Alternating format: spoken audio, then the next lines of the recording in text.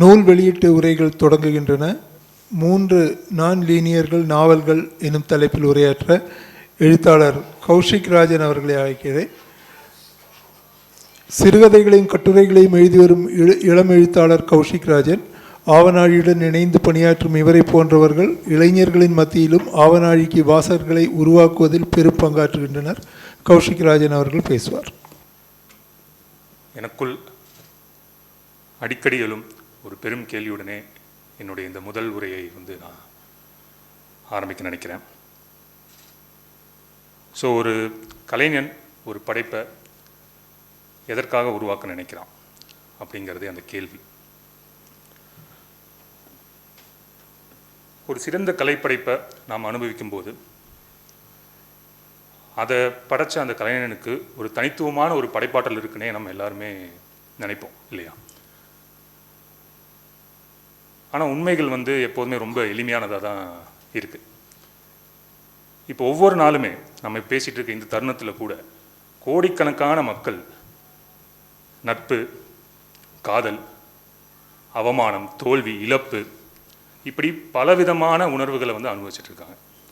ஆனால் ஒரு சிலர் மட்டும்தான் அந்த அனுபவங்களை, அதாவது இந்த பேரண்டம் தரும் மகத்தான அந்த அனுபவங்களை மற்றும் ஒரு உடைமையென எடுத்து செல்ல சிரமப்படுறாங்க.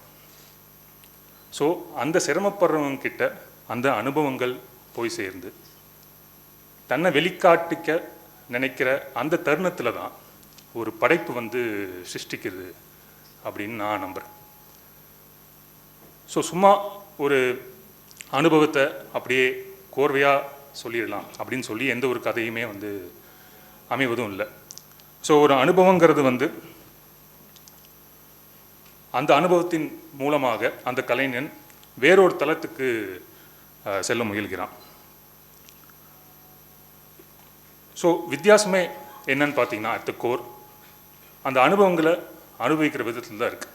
ஏன்னா அந்த கலைஞர்கள் அப்படின்னு சொல்லி நம்ம செல்லமாக அழைக்கிறோம் இல்லையா? ஸோ அவங்க ஒன்றும் மனித சக்திகளுக்கு அப்பாற்பட்டவர்கள் கிடையாது. சொல்லப்போனால் எல்லாரையும் போல, எல்லாரையும் விடவும் கொஞ்சம் எளிமையானவர்கள் தான். ஸோ அவங்க அப்படிப்பட்ட ஒரு மகத்தான சக்தி படைத்தவங்க அப்படிலாம் கிடையாது. ஸோ வித்தியாசங்கிறது பிரதானமாக அந்த அனுபவத்தை அனுபவிக்கிற விதத்தில் தான் இருக்குது. ஸோ எடுத்துக்காட்ட ஒரு சம்பவம் சொல்ல நினைக்கிறேன். ஒரு இறுதி சடங்குக்கு அந்த கலைஞரும் ஒரு கலைஞர் இல்லாதவரும் போகிறாருன்னு வச்சுப்போமே. அந்த இறுதி சடங்கை முடிச்சக்கப்புறம் அந்த கலைஞர் அல்லாதவர் ஜென்ரலாக அப்படியே நார்மலாக குளிச்சுட்டு மறுபடியும் அடுத்த சம்பவத்துக்கு போயிடுறார். ஆனால் அந்த கலைஞர் அந்த சம்பவத்தை, அந்த இறந்த மனிதரை, அந்த இழப்பை, அங்கே நிகழ்ந்த அந்த மரணத்தை, அந்த மரணத்தை சுற்றி நடக்கிற நிகழ்வுகளை, போகிறவங்களை, அவர் உண்டாக்குன தாக்கத்தை, இப்படி பலவிதமான ஒரு எண்ணங்களை மனசுக்குள்ளே நாள் கணக்காக, மாதக்கணக்காக, வருஷக்கணக்காக ஆசை போட்டுக்கிட்டே போகிறார்.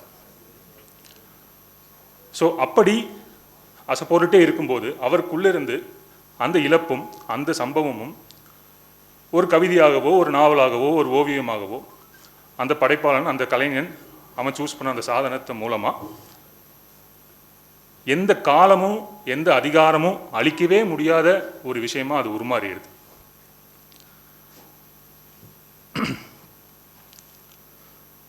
இப்போ ஒரு இறந்த மனிதருக்கு அஞ்சலி நீங்கள் செலுத்தணும்னு வச்சுக்கோங்களேன். அவங்களுக்கு நீ என்ன பண்ணணும்னு சொல்லி தடுமாட்டிருக்க ஒரு மனிதரை கூப்பிட்டு ஒரு மத போதகர் அவங்களை நினச்சிட்டே இருங்க, அதுதான் வழி அப்படின்னு சொல்கிறாரு. ஸோ அந்த மனிதர் போய் என்ன செய்கிறாரு அப்படின்னா, அவர் அந்த மதபோதகர் சொன்ன 7வது நாள் கர்மசோ சகோதரர்கள் அப்படின்னு ஒரு புத்தகம் வெளியிடுறார், ஒரு நாவல் வெளியிடுறார். அந்த கர்மசோ சகோதரர்கள் எழுதிய தஸ்தாவஸ்கியோட 3 வயது இறந்த மகன் தான் அல்யூஷா, அந்த கதையின் நாயகன். அவர் சிலாகிச்ச அவருக்கு ரொம்ப பிடிச்சி போன அல்யூஷாவோட குணாதிசயங்களை தான் அந்த கதைக்கு பிரதானமான ஒரு நாயகனோட குணாதிசயங்களாக வச்சார். அந்த நாவல் தொடங்குறதே அல்யூஷாங்க அந்த வாக்கியத்தோடு தான். ஸோ அப்பேற்பட்ட ஒரு மகத்தான கலைஞர்கள் இப்போ என்னோட இந்த ஒரே மேடையில் அமர்ந்துட்டு இருக்காங்க. இங்கேயும் நிறைய பேர் இருக்கீங்க, இலக்கியத்தை வாசிக்கிறவங்க, அந்த அனுபவத்தை நாடி போகிறவங்க. அவங்க எல்லாருக்கும் என்னோடய முதற்கண் வணக்கத்தை தெரிவிச்சுக்கிறேன். ஸோ இந்த நாவலை பற்றி, இந்த 3 நாள் நிலைய நாவல்கள் சுதேஷ் மித்ரன் எழுதினது, இது 3 பற்றி பேசுறதுக்கு முன்னாடி எதன் அடிப்படையில் வந்து இதை மதிப்பீடு செய்கிறேன் அப்படின்னு நான் சொல்லணும்னு நினைக்கிறேன். இல்லைனா நான் ஏதோ பேசிகிட்டு இருக்கேன், நீங்கள் ஏதோ கேட்டிருக்கீங்க மாதிரி ஆயிடும். ஸோ ஒரு நாவல் எப்படிலாம் இருக்குது, எந்த விதமான கோட்பாடு கொண்டு இருக்குது அப்படின்னு உங்களுக்கும் புரிகிற மாதிரி கொஞ்சம் எடுத்து சொல்லலான் இருக்கு. ஸோ ஏன்னா இந்த கன்சிடரிங் நம்ம வாசகர்களோட கூட்டம், இந்த இலக்கியம் விழாவுக்கு வந்திருக்கிற கூட்டத்தெல்லாம் மனசில் வச்சு ஸோ அதை சொல்லி என்னோட அனுபவங்களை சொன்னால் கொஞ்சம் நல்லாயிருக்கும்னு தோணுது.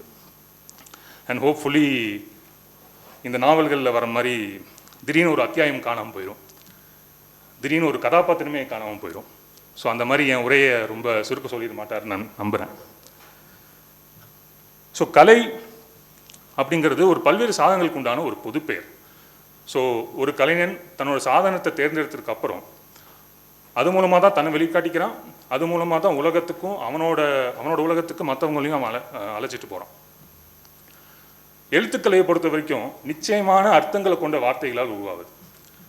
ஒவ்வொரு வார்த்தைக்கும் ஒரு அர்த்தம் இருக்குது. அந்த வார்த்தை மேலே வார்த்தை வச்சு அர்த்தங்கள் மேலே அர்த்தங்கள் வைத்து ஏதோ ஒரு விஷயத்தை நோக்கி போகிறது உண்டான ஒரு கலை தான் வந்து எழுத்துக்கலை. இப்போ நாவலை பொறுத்த வரைக்கும் ஒரு பொருளோட இல்லை ஒரு மனிதனோட ஒரு முழுமையை பார்ப்பது. அப்போ அர்த்தங்கள் மேல் அர்த்தங்கள் வச்சு ஒரு மனிதருடைய இல்லை ஒரு பொருளுடைய இல்லை ஒரு உலகத்துடைய ஒரு முழுமையை அடையும் கலைக்குணம் கொண்டவன் தான் ஒரு நாவல் எழுத முடியும். ஸோ அவனான ஒரு நாவலாசிரியர் இருக்க முடியும். முன்னாடியே சொன்னார் மாதிரி அனுபவங்கள்லாம் அப்படியே தன் வாழ்க்கையில் நடந்த அனுபவங்கள்லாம் அப்படியே சேர்த்து கோவையாக அப்படியே சொல்லிட்டா ஒரு நாவல் உருவாகாது. ஸோ அந்த அனுபவங்களின் ஊடாக மதிப்புகளை முன்வைக்க அவன் உட்படுகிறான். அந்த அனுபவங்கள் மூலமாக தன்னோட வாழ்க்கையே வேற ஒன்றா பார்க்க நினைக்கிறான்.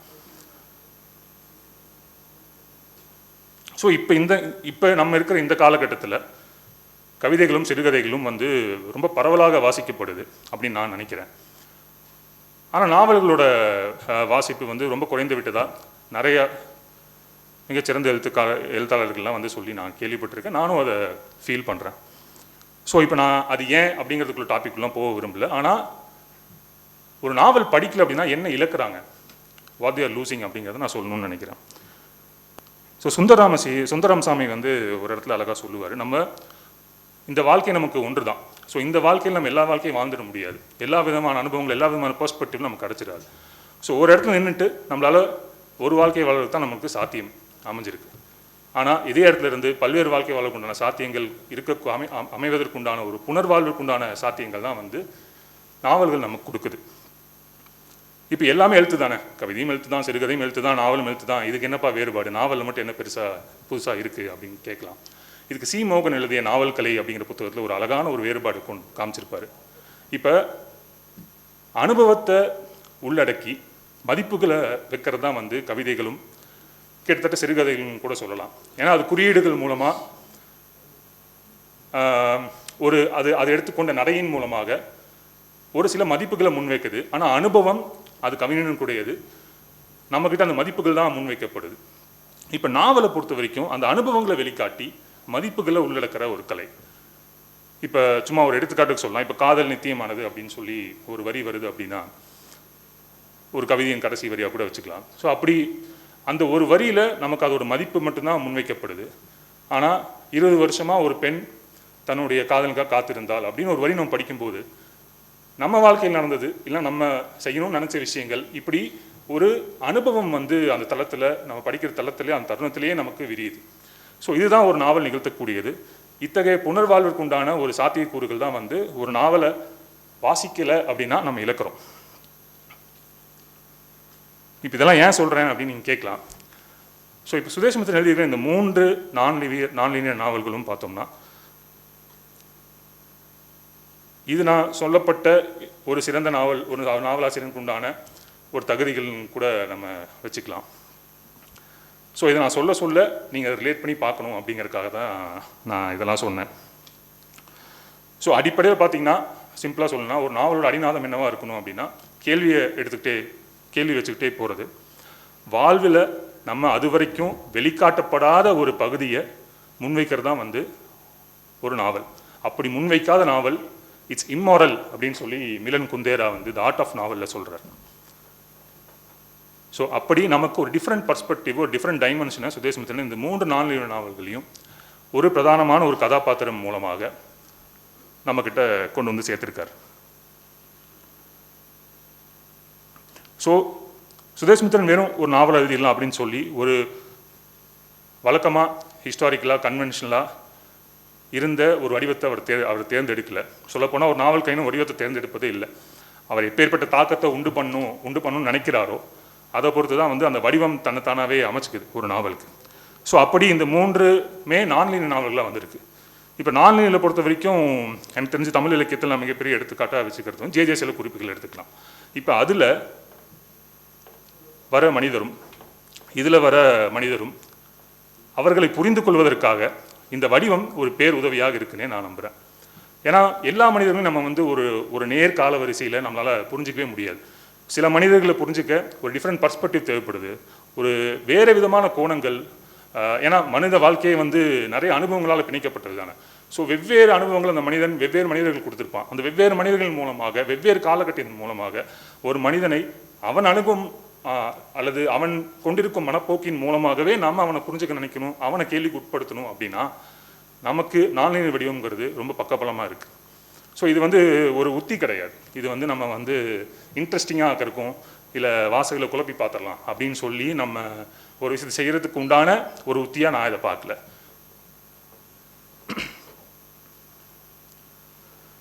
ஸோ இது 3மே நான்லீனியர் நாவல்கள் நான் சொன்ன மாதிரி. இப்போ நான்லீனியர் நாவல்களில் நான் சொன்ன ஒரு மனுஷனை புரிஞ்சிக்க இந்த 3 நாவல்களும் வந்து முற்படுது.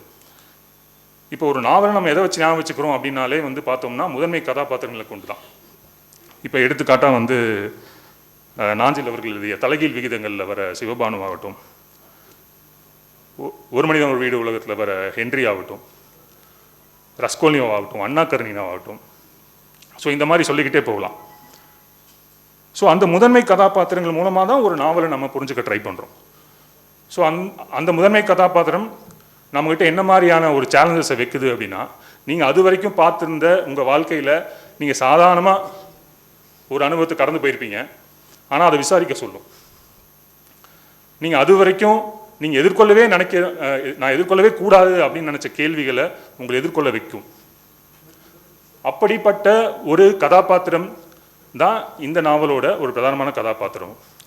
ஸோ இந்த நாவலோட கதாபாத்திரத்தின் பெயர் வந்து துணிவின் செல்வன் அப்படின்னு தான் சொல்லி இந்த நாவலில், அதாவது ஹீரோஸ்க்கு மட்டும்தான், தமிழ் சினிமாவில் வர ஹீரோஸ்க்கு மட்டும்தான் என்ன பேர் இருக்கணுமா என்ன? ஒரு நாவல் கதாபாத்திரம் ஒரு நாவலோட பிரதானமான ஒரு இதுக்கு பேர் இருக்கக்கூடாது என்ன? ஸோ மக்கள் செல்வன் விஜய் சேதுபதி மாதிரி துணிவின் செல்வன் பாசு, அவன் தான் இந்த நாவல். இந்த 3 நாவல்களும் கிட்டத்தட்ட வெவ்வேறு பெயர்களில் வந்தாலுமே கூட பாசு தான் பிரதானமான கதாபாத்திரம். ஸோ இந்த பாசுவோட குணாதிசயங்கள்லாம் பார்த்தோம்னா ரொம்ப தனிமையிலே இருக்கிற ஒரு ஆள், ரொம்ப அதிகமே மனித சஞ்சாரமே இல்லாத ஒரு இடத்துல தான் அவர் இருக்கணும்னு நினச்சிட்டே இருக்காரு. அதாவது தான் இதுதான் அப்படின்னு முடிவு பண்ணிட்டாருன்னா அதுதான் அப்படிங்கிறதுல ரொம்ப ஸ்ட்ராங்காக இருக்கக்கூடிய ஆள். அதே மாதிரி நீங்கள் ஆமான்னு நினைக்கிற இல்லைன்னு நினைக்கிற விஷயங்களை உங்களே மறுபரிசீலனை செய்ய வச்சிருவார். ஸோ அத்தகைய குணாதிசயங்கள் கொண்ட பாசு ரொம்ப பலசாலி, ரொம்ப தைரியசாலியான்னு கேட்டால் அதுக்கு ஒரு சம்பவம் எடுத்துக்காட்டாக சொல்கிறேன். ஸோ இப்போ ஒரு மதுபான கடையில் பாசு மது பழக்கம் உடையவன். ஸோ ஒரு மதுபான கடையில் வந்து ஆப்போசிட்டில் ஒருத்தர் உட்காந்துருக்காரு, தீப்பெட்டி கேட்குறாரு. அப்படின்னா அந்த தீப்பெட்டி கேட்குற முறையில் அவன் உலக இங்கிதங்களையும் அவங்ககிட்ட பேசிடுவான். ஸோ அவர் அப்படிப்பட்ட ஒரு தான் பாசு. அந்த மனிதர் சப்போஸ் ஒருவேளை எழுந்து நின்று அடிக்க வந்துட்டாருன்னு வச்சுக்கோங்களேன், பாசு தடுமாறிடுவான். அந்த கடைக்கு, அந்த மதுபான கடைக்கு போகிறதுக்கு முன்னாடி 2ஆம் ஆட்டம் தான் வந்து ஒரு மிகப்பெரிய வன்முறை நிறைஞ்ச ஒரு படத்தை பார்த்துட்டு வராங்க. ஆனால் அந்த படத்தை பார்த்துட்டு வந்து கூட அவர் கையில் ஒரு கத்தி கொடுத்தீங்கன்னா அவர் குத்த தெரியாது, அவர் கை நடுங்கும். ஸோ அந்த மாதிரியான ஒரு மனிதன் தான் வந்து பாசு. ஸோ இந்த நாவலில் ஆரம்பத்திலே வந்து வாசகங்களை வந்து உள்ளெடுத்துட்டார். அப்போ எல்லா நாவலுக்குமே வந்து ஒரு உத்தி இருக்கும் இல்லையா? அப்படி இந்த 3 நாவல்கள் ஒரு பொதுவான உத்தி ஒன்று கவனிச்சது என்ன, நரேட்டிவ் ஹூக் அப்படின்னு சொல்கிறோம். ஸோ ஆரம்பத்திலேயே வந்து ஒரு ஹூக் மூலமாக உங்களை உட்கார வச்சிருவார் கதைக்குள்ளே. இப்போ காக்டெயில் 1 நான் பேசுகிறது அது எப்படி ஆரம்பிக்குது அப்படின்னா, நூதனமான ஒரு முறையில் தற்கொலை செய்வதற்காக இந்த நாவல் எழுதப்பட்டதுன்னு யாராவது உங்கள்கிட்ட சொன்னால் நம்பிடாதீங்க அப்படின்னு ஆரம்பிக்கிறார். ஸோ இதை படித்தோன்னே நம்ம சும்மா இருக்கும், நம்ம இதை மனசு ஆட்டோமேட்டிக்காக நம்ம ஹோல்டு பண்ணிட்டே இருக்கோம். இந்த நாவலோட கடைசி பக்கம் வரைக்கும் நம்ம ஹோல்ட் பண்ணிகிட்டே இருக்கோம். இப்போ அதுக்கு அடுத்த நாவல் ஆஸ்பத்திரிக்கு வந்தோன்னா, உங்களுக்கு பிடிச்சவங்க நீங்கள் கொலை செய்யணும்னு நினச்சேன்னு வச்சுக்கோங்களேன், நீங்கள் வந்து அதுக்குன்னு நீங்கள் ரொம்ப அலையெல்லாம் வேணாம், அதுக்கு பிரத்யேகமாக சில இடங்கள் இருக்குது அப்படின்னு சொல்லி ஆரம்பிக்கிறார். ஸோ இப்படி தான் ஆஸ்பத்திரி நாவல் ஆரம்பிக்குது. ஸோ இப்படி ஸ்டார்டிங்லேயே ஒரு நரேட்டிவ் ஹூக்கை போட்டு வாசகர்களை புல் பண்ணி கடைசி வரைக்கும் உட்காரக்குண்டான ஒரு உத்தியை நான் பார்க்குறேன்.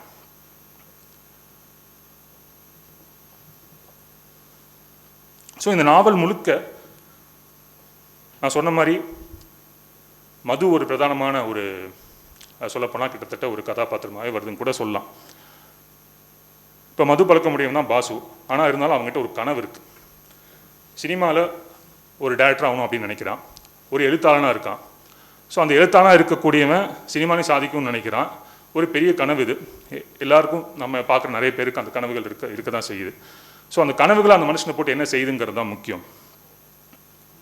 ஸோ அவர் எனக்கு பொதுவாக நாவலில் வந்து இதுதான் மையம் அப்படின்னு சொல்லி நான் எதையும் சொல்கிறதுக்கு எனக்கு உடன்பாடு இல்லை. ஆனால் இருந்தாலும் இந்த நாவலை பொறுத்த வரைக்கும் இந்த நாவல்லே வர ஒரு வரியை நான் சொல்லணும்னு நினைக்கிறேன்.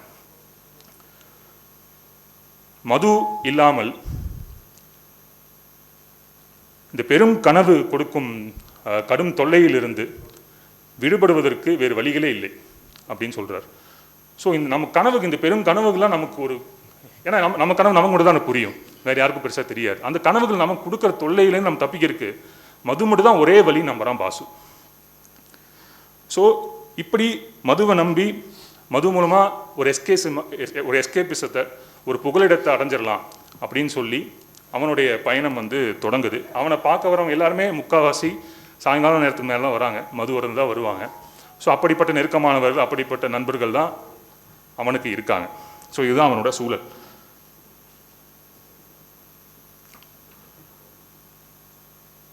கிட்டத்தட்ட இந்த நாவலில் எந்த மாதிரியான விஷயங்களில் நீங்கள் அனுபவிக்கலாம் அப்படின்னு சொல்லி நான் உங்களுக்கு சிலவற்றை வந்து நான் சொல்லணும்னு நினைக்கிறேன். ஸோ இந்த நாவல் முழுக்க பார்த்தீங்கன்னா மதுபானங்கள், சோடா பாட்டில்கள், இந்த டச்சர்னு சொல்கிற இந்த சைட் டிஷ்ஷு, அப்புறம் இந்த தூக்க பழக்கத்தை பற்றி, ஞாபக மறதி, அப்புறம் ஒரு நண்பருடைய கோர்ட் கேஸு, அப்புறம் ரொம்ப காதல் மன்னலாம் நம்மகிட்ட ஒரு நண்பர்கள்லாம் இருப்பார். அவருடைய திருமண வாழ்க்கை எப்படி இருக்குது, அவருக்கு அமைந்த மனைவியின் மேல் இவர் ஒரு மாதிரி சங்கடம் கொள்கிறாரு. அதாவது அந்த மனைவி வந்து, அந்த பெண் வந்து அந்த ஆணுக்கு சரியானதில்லை அப்படின்னு சொல்லி இவர் ஒரு கருத்தை சொல்ல போய் அந்த நண்பர் கூட சண்டை விவாதம் வந்து இவர் கிளம்புறது, கோமா போகிறது, அப்புறம் ஒரு ஆக்சிடென்ட் ஆகுது. அந்த ஆக்சிடென்ட் காரணம் சத்தியமாக மது இல்லை அப்படின்னு சொல்லி அவர் சாதிக்கிறது. ஸோ இந்த மாதிரியான விஷயங்கள், அப்புறம் செக்ஸ் டு சூப்பர் கான்சியஸ்னஸ் அப்படின்னு சொல்லி ஆஸ்பத்திரி நாவலில் திடீர்னு அவர் அப்பா ஒரு உரையாற்றுவது. ஸோ இந்த மாதிரி நிறையா அலையாடல்கள், நிறைய சிதறல்களோட தான் இந்த நாவல் மிதந்துட்டே போகுது. ஸோ பல அவதானிப்புக்குள் அலைஞ்சு திரிய வச்சு ஒரு உணர்ச்சி பெருக்க மட்டும் அவர் உண்டு பண்ணவே மாட்டுறார். ஆனால் இந்த நாவல், அதை நான் முன்னாடி சொன்ன மாதிரி கன்வென்ஷனலாக இல்லாமல் இந்த நாவல் வேற ஒன்று செய்யுதுங்கிறது நம்ம கொஞ்சம் கொஞ்சமாக தான் புரிஞ்சுக்கிறோம், நாவலுக்குள்ளே போக தான் புரிஞ்சுக்கிறோம். ஆனால் இந்த நாவல் முழுக்க அவர் எங்கேயுமே ஒரு நார்மலான கதை சொல்ல வரல, எந்த கருத்து திணிப்புமே இல்லை. ஆனால் சில பரிந்துரைகள் இருக்குது. அது என்ன மாதிரி அப்படின்னா, ஒரு ஆஃபுக்கு வந்து எத்தனை நாள் ஆச்சு அப்படின்னு பேசுகிறார். அப்புறம் ஒரு சோடாவை கண்ணாடி குப்பியில் மட்டும் ஏன் ஊற்றணும், ஏன் அது நார்மல் மற்ற இதில் வைக்கக்கூடாது மது வரும்போது. அப்புறம் பீரை வந்து எப்படி நுரையில்லாமல் ஊற்றுறது. அப்புறம் புளி உணவுகளை வந்து ஏன் சரக்கடித்து விட்டு சாப்பிடக்கூடாது. அப்புறம் நீங்கள் அதிகமாக சரக்கு அடிச்சிட்டிங்க அப்படின்னா உங்களுக்கு வாமிட் வருது அப்படின்னா அதுக்கு ஐஸ்கிரீமையும் ஆப்பிளையும் சாப்பிடுங்க. அப்புறம் கோல்கொண்டா வைனையும் கிங்ஃபிஷர் பீரையும் கலந்திங்கன்னா ஒரு குழந்தை கூட ரசித்து சாப்பிடும். இப்படி மதுவுடைய அந்த மது அருந்துவர்களுடைய ஒரு உலகத்தை ரொம்ப துல்லியமாக, ரொம்ப ஒரு உணர்வுபூர்வமாகவே சொல்லியிருக்காருன்னு கூட சொல்லலாம். ஸோ இந்த நாவலை வாசிக்கும் போது நள்ளிரவில் நம்மளே வந்து நம்ம கையில் ஒரு மது பாட்டில் இருக்கிற மாதிரி நமக்கு ஃபீல் ஆயிடும். ஸோ ஏன்னா அப்படி பேசுகிறதும் பார்த்தீங்கன்னா அவ்வளோ நெருக்கமாக நம்ம கூட உட்காந்து ஒரு மதுபான கடையினோட மேஜையில் நமக்கு எதிர உட்காந்து நம்ம கூட பேசிகிட்டே இருக்கிற மாதிரி இருக்கும். ஸோ அத்தகைய உணர்வுகளை ஏற்படுத்தக்கூடிய நிறைய பயணங்கள், நிறைய பதிவுகள் இருக்குது இந்த நாவலில். ஸோ எனக்கு இந்த கதைகள் படிச்சிருக்கும் போது தி அலஃப் அப்படின்னு சொல்லி போர்கேவுடைய ஒரு கதை வந்து ஞாபகம் வந்துச்சு. அந்த கதை என்ன நான் சுருக்கமாக சொல்லிடுறேன். ஸோ ஒரு இடத்துலேருந்து ஒவ்வொரு கடலையும் இல்லை ஒவ்வொரு மனிதனையும் அவன் சந்தித்த ஒரு மனிதனும் ஒவ்வொரு கணமும் அவன் வாழ்க்கையில் இருந்த ஒவ்வொரு நிமிஷமும் அவனுக்கு ஒருங்கமைவா ஒரே சமயத்தில் அவனால் உணர முடியும். இப்போ அந்த மாதிரி ஒரு கான்சியஸ்னஸ் ஒரு மனுஷனுக்கு கிடச்சிருச்சு அப்படின்னா, அந்த மாதிரி ஒரு உணர்வு ஒரு மனுஷனுக்கு கிடச்சிருச்சுன்னா அவனால் தாங்க முடியாமல் ஆயிடுது. இப்போ இங்கே இருந்துகிட்டே உங்களால் எல்லா உலகத்தில் இருக்க எல்லா விஷயத்தையும் உங்களால் உணர முடியுது. ஒரு கடல் அங்கே எப்படி கொப்பளிக்குது, அங்கே எப்படி மழை வருது, அந்த எல்லா தருணத்தையும் உங்களால் இருக்கும்போது உங்களுக்கு எப்படி ஓவர்வெல்மிங்காக இருக்கும். ஸோ அந்த மாதிரியான உணர்ச்சி பெருக்கத்தில் வந்து அந்த கதையில் வர நாயகன் இருக்கிறான். கிட்டத்தட்ட அந்த மாதிரி உணர்ச்சி பெருக்கத்தில் ஏற்படுத்தலை பாசு, அந்த உணர்ச்சி பெருக்கத்துலேயும் அவன் இல்லை. ஆனால் அதுக்கு நிகராக நான் இதை கம்பேர் பண்ணுறேன். ஏன் அப்படின்னா, பாசு வந்து நேரடியாக எல்லாத்தையும் அணுகிறான். ஸோ அவனுக்கு வந்து பெரியது சிறியது அப்படிங்கிற எந்த ஒரு படிநிலைகளும் அவங்ககிட்ட இல்லை. ரொம்ப ஆழமானதுக்கும் ரொம்ப மேலானதுக்கும் நடுவுலையே பயணிச்சிட்ருக்கா. அப்படி அந்த எல்லைகள், அந்த அந்த படிநிலைகள், அதாவது மரணம், இந்த அவமானம், இந்த நகைச்சுவை, இந்த மோகம், காதல் எல்லாமே ஒரே நிலை தான் அவரை பொறுத்த வரைக்கும் அவர் வாழ்க்கையில். ஸோ அப்படி நேரடியாக அணுகக்கூடிய ஒரு மனிதர், எல்லாவற்றையும் நேரடியாக எல்லாவற்றையுமே அதன் சமநிலையோடு அணுகக்கூடிய ஒரு மனிதருக்கு ஓவர்வெல்மிங்காக தான் இருக்கும். ஸோ அப்படி மது ஓவர்வெல்மிங்காக அவருக்கு ஆகி அவர் வாழ்க்கையே அந்த மதுவே ஒரு வெள்ளமாக அதுக்குள் அவரை மூழ்கச் செய்யுது. இப்போ நாவலின் பெரும் பகுதி வரைக்கும் யார் நரேட்டர், அவர் எதுக்காக சொல்லிட்டு இருக்காரு, அவர் யார், புரோட்டகனிஸ்டோட அவர் ஏன் வந்துட்டு இருக்காரு அப்படிங்கிற நிறையா விஷயங்கள் வந்து போகுது. ஸோ இப்போ பல நவீன நாவல்கள் வந்து எடுத்துக்காட்டாக ஸ்ட்ரேஞ்சர் எடுத்துக்கலாம். ஸோ அந்த நாவல்லாம் பார்த்தோம்னா கவனிக்கும் சுயம் வாழும் சுயம்னு ரெண்டு இருக்குது. அதாவது நம்ம வாழ்க்கையை வாழ்ந்துகிட்டே இருக்கோம், நம்ம ஒருத்தர், இன்னொருத்தர் கவனிச்சுட்டே இருப்போம், நமக்குள்ளேயே தான் ரெண்டு சுயம். ஸோ இது ரெண்டு பற்றின நாவல்கள் நிறையா வந்திருக்கு. ஆனால் அந்த கவனிச்சுட்டு இருக்கிற சுயத்தை இன்னொரு கதாபாத்திரமே ஆக்குனது எனக்கு தெரிஞ்சு இந்த நாவலில் தான். ஸோ நம்ம சமூகத்தில் ஒரு நம்பகத்தன்மை குறைஞ்சிருச்சு, ஸோ அதனிடம் அந்த அந்த நம்பகத்தன்மையிடம் ஒரு அந்நியமாக ஆயிட்டாரு அப்படிங்கிறதே வந்து இந்த நாவல்களில் ஒரு கருப்பொருளாகவே வந்து அமையுது. ஸோ கிட்டத்தட்ட அந்த கவனிக்கும் சுயம் வந்து இன்னொரு கதாபாத்திரமே மாறுறாரு இல்லையா. ஸோ அந்த கதாபாத்திரம் வந்து கிட்டத்தட்ட நான் போலியாக இருக்கேங்கிற அளவுக்கு கொண்டு போய் நம்ம அடையாளங்களை கேள்வி கேட்கக்கூடிய நிலையில தான் வந்து காக்டெயில் 1 வந்து முடியுது.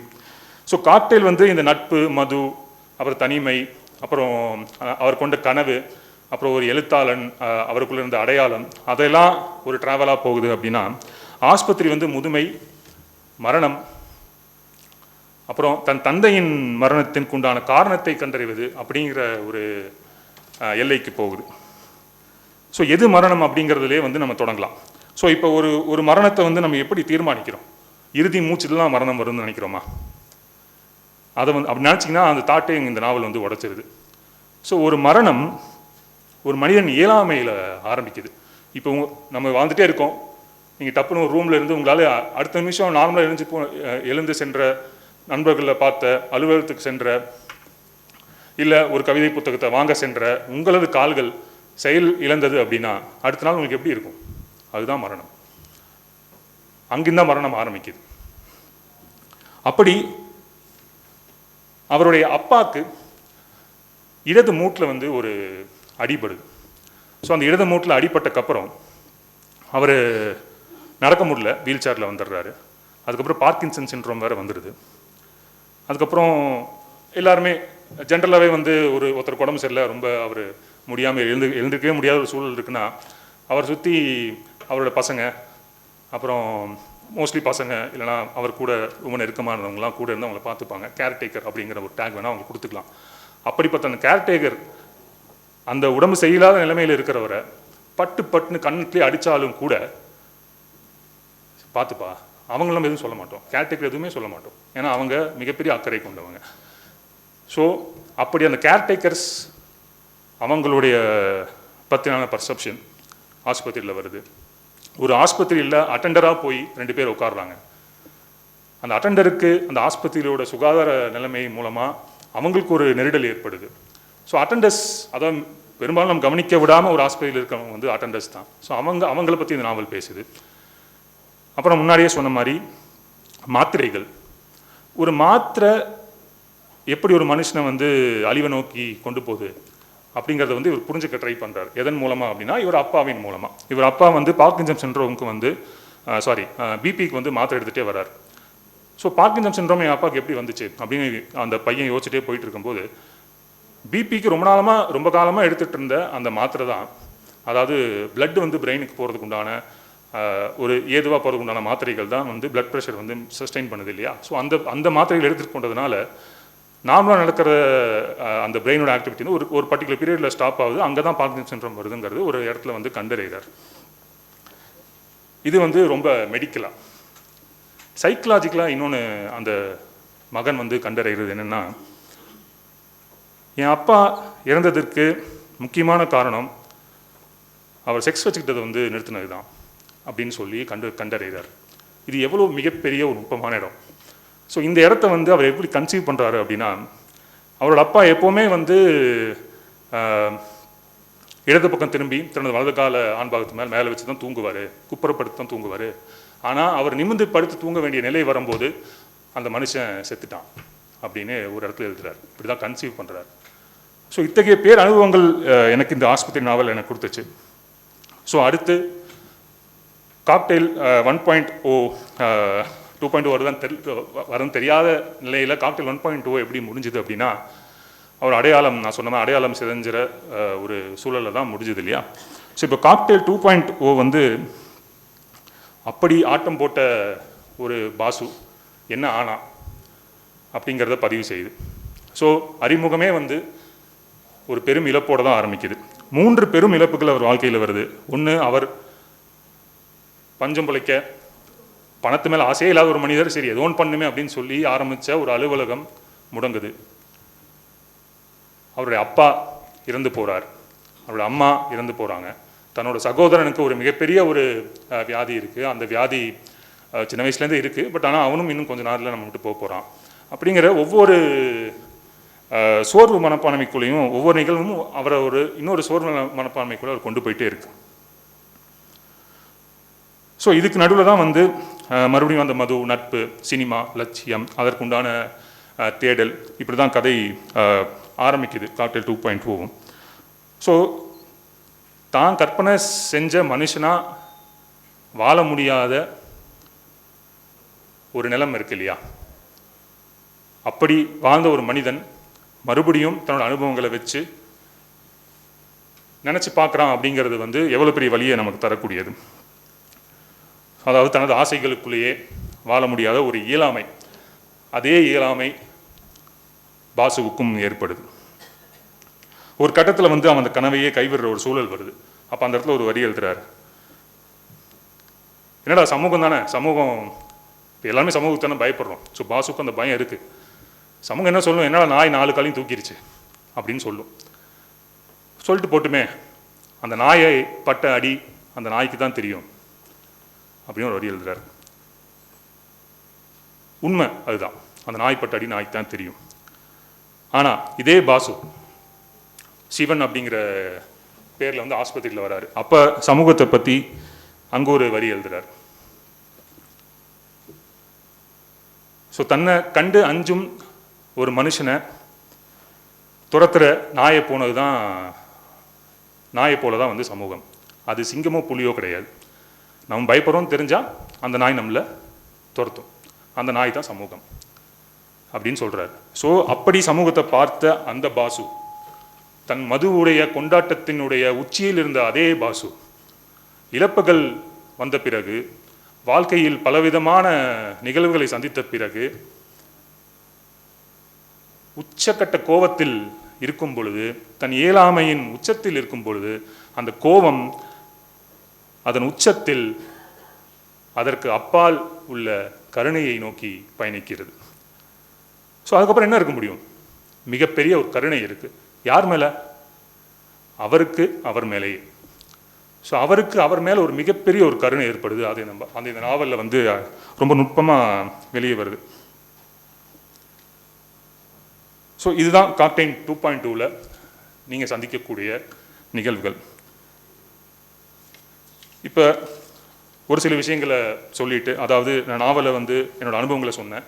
அது எனக்கு உண்டான தாக்கத்தையும் எனக்குள் ஏற்படுத்தின கேள்விகளையும் வச்சுட்டு நான் முடிச்சுக்கலான்னு நினைக்கிறேன். ஒரு 5 நிமிஷம் தான். ஸோ இந்த நாவலை வாசிட்டு இருக்கும்போது எல்லாருக்குமே நமக்கு தோணும், என்ன மது இவ்வளோ சிலைகிறாங்க, என்ன இருக்குது மதுவில் அப்படின்னு நமக்கு எல்லாருக்கும் தோணும். ஸோ இப்போ மது அருந்தவங்களாம் வந்து அந்த மது வந்து வெறும் போதைக்காக தான் அருந்துகிறார்கள் அப்படின்னு நம்ம நினச்சோம் அப்படின்னா அப்படி அவங்க பண்ணுறது இல்லை. ஸோ அவங்கள பொறுத்த வரைக்கும் மதுங்கிறது ஒரு மதுவும் மதுபான கடைகளும் அந்த சூழலும் ஒரு பாவ மன்னிப்பு அறைக்கு நிகரானது, ஒரு மனநல ஆலோசகரின் இருக்கையை போன்றது, ஒரு ஒரு ஜனநாயக கலந்துரையாடலின் ஒரு களத்தினை கொண்டது தான் வந்து அந்த மதுபான கடைகளின் சூழல். இப்போ நம்ம யோசிச்சு பார்த்தோம்னா சமூகத்தில் வேற எந்த இடத்துலையுமே வந்து எந்தவித மதிப்பீடுமே இல்லாமல் வித்தவுட் கெட்டிங் ஜட்ஜ்ட் தன்னோட வல்னரபிலிட்டியை, தன்னோட பலவீனத்தை வெளிக்காட்டுறதுக்கு ஒரு இடம் இருக்கான்னு கேட்டால் அது மிகப்பெரிய ஒரு கேள்விக்குறி தான். ஸோ அப்படி ஒவ்வொரு மனிதனும் தன்னுடைய பலவீனங்களை மிக எந்தவித மதிப்பீடுகளும் இன்றி தன்னை வெளிக்காட்டிக் கொள்வதற்கு மதுக்குடங்கள் மட்டுமே இருக்குன்னு நம்பி பாசுவும் மோசமாக போகிறான். ஆனால் இப்போ மது நான் முன்னாடியே சொன்ன மாதிரி அது ஒரு புகலிடமாக ஆயிடுச்சு. It's an escapism. பாசு அதை எவ்வளோ அப்படி எஸ்கேப்பான ஒருத்தன். ஸோ இந்த நாவல் நம்ம முன்னாடி சொன்ன மாதிரி ஒரு டிப்பிக்கல் ஹீரோவை பற்றினது கிடையாது. பாசு தோற்று போனவன் தான். அந்த தோற்று போனவனுடைய பயணம் தான் இந்த நாவல். நம்ம முன்னாடியே சொன்ன மாதிரி நாவல், நான் ஏன் இதெல்லாம் சொன்னேன்னா ஞாபகப்படுத்திக்கிறேன். ஸோ ஒரு நாவல் ஒரு மனிதனின் அதுவரை வெளிக்காட்டாத ஒரு பகுதியை தான் வெளிப்படுத்துது. ஸோ ஒரு தோற்று போனவனுடைய கதை, ஒரு குடிகாரனோட கதை, ஒரு மதுவை ரொம்ப நேர்த்தியாக அதை ரசித்து குடித்தவனுடைய ஒரு கதை, இது எல்லாத்துக்கும் தாண்டி ஒரு பெரும் கனவை கொண்ட ஒருத்தன் அந்த கனவை எப்படிலாம் போட்டு எப்படிப்பட்ட சூழலில் அவனை போடுது, அவனை எவ்வளோ இயலாமைக்குள்ளாக்குது, அது பண்ணுற விஷயங்கள், இதெல்லாம் தான் வந்து இந்த நாவல், இந்த 3 நாவல்களுமே கிட்டத்தட்ட அது எல்லாமே தொட்டு தான் வருது. ஸோ இவங்களோட சைக்காலஜி புரிஞ்சுக்கிறதுக்கு வந்து நம்ம ஒரு சில விஷயங்களை புரிஞ்சுக்க வேண்டியதாக இருக்குது. அதாவது இந்த தாராளமயமாக்கலுக்கெல்லாம் முன்னாடி, இந்த லிபரலைசேஷன் அது எல்லாத்துக்குமே முன்னாடி உலகம் ரொம்ப சின்னதாக இருந்துச்சு, கனவுகள் ரொம்ப சின்னதாக இருந்துச்சு, குறைகளும் ரொம்ப கம்மியாக தான் இருந்தது. ஏன்னா கனவுகள் பெரிதாக இல்லை. ஸோ சமூகத்தில் வந்து ஒரு மரியாதை இருந்தால் போதும் அப்படின்னு சொல்லி எல்லாருமே நினச்சாங்க. ஸோ அப்படி தான் பாசுவோடைய அப்பாவுடைய தலைமுறைகள் எல்லாமே நம்ம வாழ்க்கை பாதுகாப்பாக இருந்தால் போதும்ப்பா அப்படிங்கிற ஒரு தாட்டில் தான் நம்ம வாழ்க்கையை அணுகிட்டு இருந்தோம். இப்போ பாசுவும் பாசுவோட சகோதரர்கள், அவரோட சேர்ந்து பயணித்த நண்பர்கள், அவரோட தலைமுறையெல்லாம் எப்படி அப்படின்னா, ஒவ்வொரு ஜீவனுக்கும் ஒவ்வொரு நியாயம் இருக்குது, அந்த நியாயத்துக்காக போராடணும் அப்படிங்கிற ஒரு ஷிஃப்ட்டுக்கு வராங்க. இது எதனால் நடந்துச்சு அப்படின்னா, முக்கியமாக தாராளமயமாக்கலுக்கு அப்புறம் ஒவ்வொரு வீட்டுக்குள்ளேயும் ஒவ்வொரு உலகம் உண்டாது, வெவ்வேறு உலகம் உண்டாது. அது வரைக்கும் உலகம் சின்னது தான்.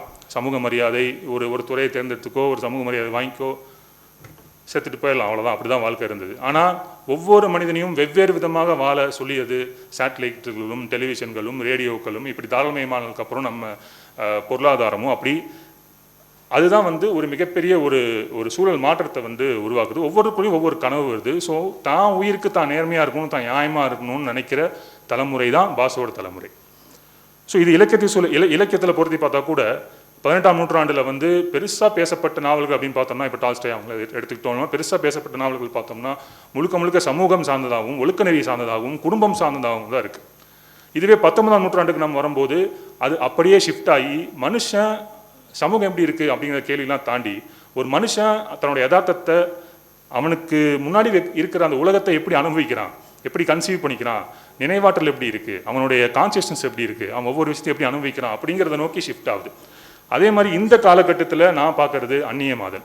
அதாவது முன்ன எப்போதையும் விட இப்போ தான் வந்து நம்ம அதிகமாக ரொம்ப ஆழமாக விரைவாகவும் கனெக்ட் ஆகிருக்கோம், தொடர்பில் இருக்கோம். எல்லாருமே நினச்சா இப்போ எல்லாருக்கும் தொடர்பில் இருந்துடலாம். ஆனால் அவங்க வந்து அவ்வளோ ஆழமாக அப்படி தொடர்பில் இருந்துமே கூட ரொம்ப ஆழமாக தனிமையாக இருக்கிறதும் இந்த தலைமுறை தான். ஸோ அதுதான் பெரும்பாலும் இந்த சமகால இலக்கியத்தினுடைய ஒரு சப்ஜெக்டாக இருக்குங்கிறது நான் நம்புகிறேன். ஸோ அப்படி இப்போ அந்த நவீன அந்நியமாதல் எடுத்துக்கிட்டோம் அப்படின்னா அது வந்து ரொம்ப நாடகத்தன்மையோடு இருக்கிறது இல்லை. அவங்க எல்லாரும் போல தான் தெரிவாங்க, அவங்க அந்நியமாக இருக்கிறதே தெரியாது நமக்கு. ஸோ அவங்க சரிவதெல்லாம் பார்த்தா ரொம்ப பிரம்மாண்டமாக நடக்கிறது இல்லை, ரொம்ப இயல்பாக நடந்துடும். அதாவது எப்படின்னா, தனக்குள்ளே வந்து நிறைவேற்றவே முடியாத நிறைய எண்ணங்களை வச்சுருக்காங்க, அதை தீர்க்கப்படாத நிறைய நினைவுகள் அவங்களுக்கு இருக்குது, நிறைய ஆசைகள் இருக்குது, தனிப்பட்ட முறையில் நிறைய ஏமாற்றங்களை வச்சுட்டு சுற்றிட்டு இருக்காங்க.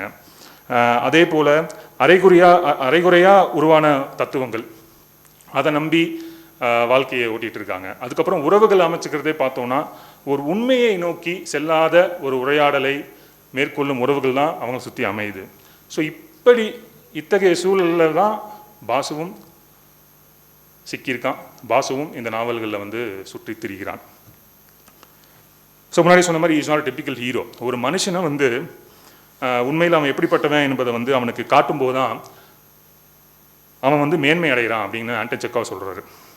ஸோ அப்போ பாசுவின் மதுபோதை தரும் விழிப்புணர்வுக்குள் மெதுவாக அவனே கரைந்து கொண்டிருப்பதையே வந்து சுதேஷ் மித்ரன் பதிவு செய்கிறார்.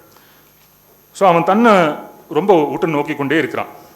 அவனுக்கு வந்து நேர்மைக்கும் முரணகைக்கும் நெருக்கத்திற்கும் விலகலுக்கும் அப்புறம் பலவீனத்திற்கும் தன்னைத்தானே கேலி செய்திருக்குமே கூட அவன் ரொம்ப அது இந்த இரண்டு நிலைகளுக்கும் இடையிலே அவன் ஊசலாடி கொண்டே இருக்கான். ஸோ எந்த ஒரு உணர்ச்சியும் அவன் தூய வடிவில் அது அப்படியே இருக்கான் விடுறதே இல்லை.